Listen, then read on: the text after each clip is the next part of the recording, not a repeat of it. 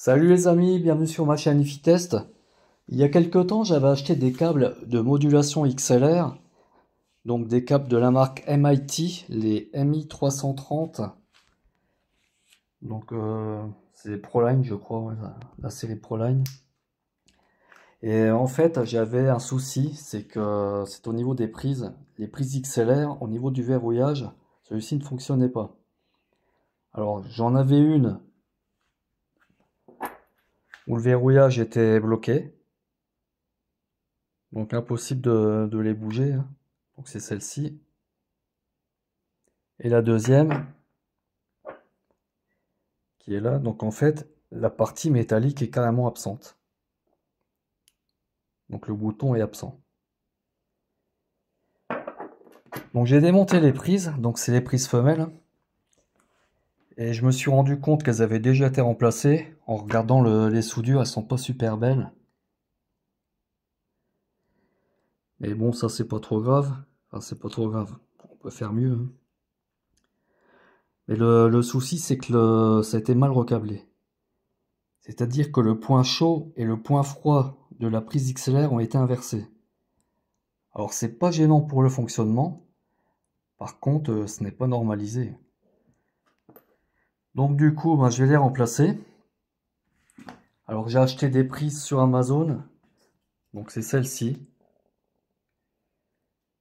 Donc je les ai payées 7 € pièce. Donc là le verrouillage, on ne devrait pas avoir de soucis, hein. C'est tout neuf. Elles ont l'air de qualité. Donc j'en ai démonté une. Donc elle est ici, voilà. Donc on a 4 pièces en fait, hein. Et les connecteurs donc sont dorés, hein. Alors je sais pas ce que c'est, si c'est du cuivre ou... Mais ça a l'air de qualité. Après on verra au branchement. Bon quoi qu'il en soit, j'ai un petit peu de travail. Donc démontage, soudage, et puis après un essai, hein. Je vais faire un test d'écoute pour voir si ça fonctionne correctement. Allez, c'est parti!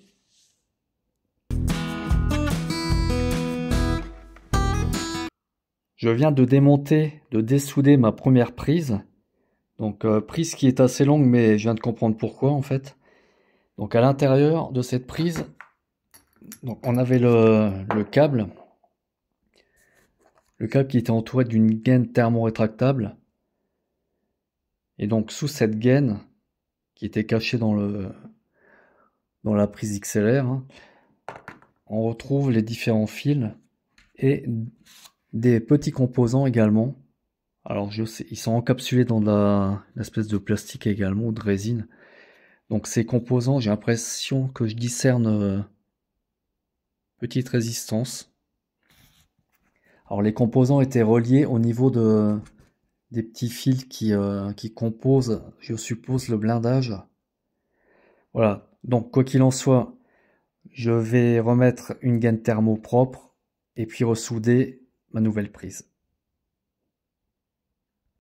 Je viens de démonter la deuxième prise XLR et dans cette prise on y voit un peu plus clair en fait. Donc j'ai identifié les différents fils et le câblage interne qui se trouve dans la prise XLR.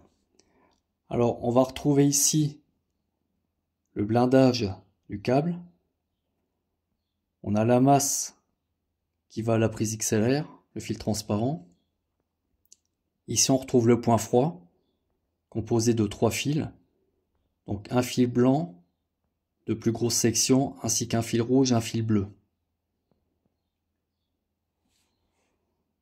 Ici on retrouve le point chaud. Alors lui il est composé d'un fil noir de grosse section et puis de 2 petits fils. Donc un fil transparent et un petit fil noir. Alors ce qu'on peut remarquer également, c'est qu'on a des résistances et des condensateurs.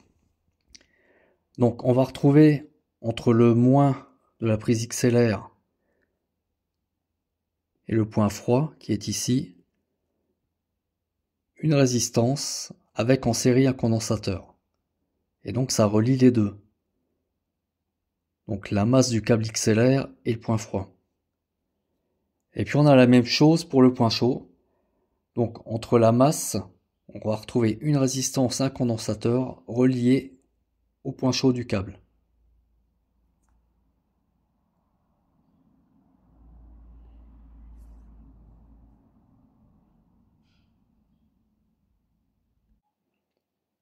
Je vous montre de plus près le condensateur avec ces valeurs qui doivent être indiquées dessus. Alors, je vois pas très bien. Voilà, et puis en dessous on a la résistance.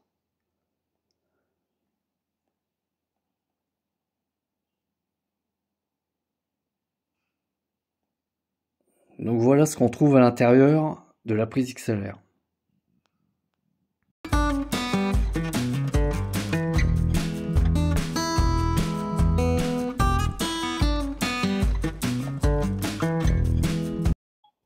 Bon, je viens de tester les câbles que j'ai réparés. Donc je pense que j'ai bien fait quand même parce que les prises, c'est vrai qu'on a un meilleur contact avec des prises neuves. Voilà, j'ai quand même galéré un peu pour les remplacer. Il a fallu que j'adapte un peu les connecteurs que j'avais achetés parce qu'ils n'étaient pas assez longs pour loger les condensateurs et puis les pics résistance qui se trouvent soudés sur les câbles. Alors au niveau de l'écoute, j'ai constaté une légère différence. Alors je sais pas si c'est psychologique. Le fait d'inverser le point chaud et le point froid, théoriquement ça n'a pas d'importance. Par contre, c'est vrai qu'au niveau de ces boîtiers, je sais pas comment ils sont câblés à l'intérieur. Alors ça peut être joué sur le son. Alors le son est légèrement différent par rapport à mon test comparatif que j'avais fait contre un Supra. Je retrouve la même chose au niveau du MIT, avec peut-être un peu plus de douceur dans les aigus. Et autant de détails, mais voilà, les aigus peut-être un peu plus doux. Voilà. C'est la seule différence que j'ai pu entendre. Mais comme je vous dis, bon, je m'en suis servi quand ils étaient câblés à l'envers, sur peut-être 2-3 heures d'écoute maximum. Donc voilà, je fais confiance à mes souvenirs, je ne suis pas sûr. Mais bon, quoi qu'il en soit, là, il fonctionne bien. Alors ce tuto pourra peut-être vous aider si vous avez un souci avec des câbles MIT ou d'autres pour remplacer les prises XLR.